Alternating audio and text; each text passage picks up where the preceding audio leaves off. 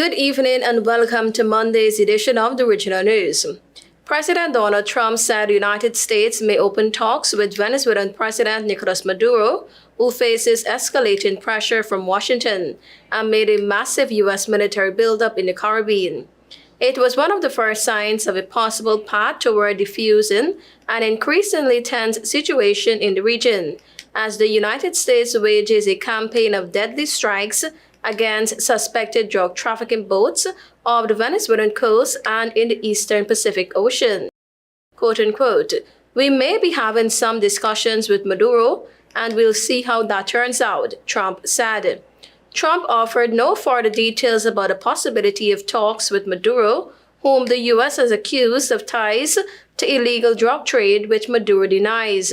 Senior Trump administration officials held 3 meetings at the White House last week to discuss options for possible military operations against Venezuela, including land strikes inside the country, officials said, speaking on condition of anonymity.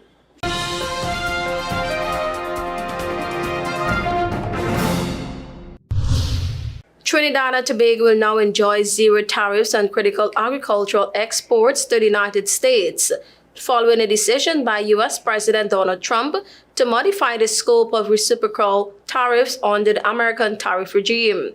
On November 14, 2025, Trump signed an executive order reversing an earlier April 2 directive that had imposed a 15% tariff on nitrogen and phosphate fertilizers previously listed under Annex 2 of Executive Order 14257.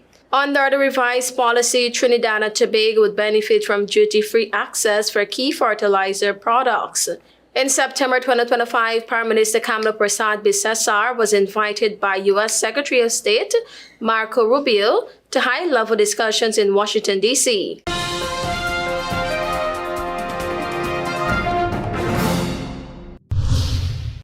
Thousands of climate protesters marched through the Brazilian city of Belém in a noisy, diverse, and peaceful display to demand more action to protect the fate of the planet and to vent their anger at governments and fossil fuel industries.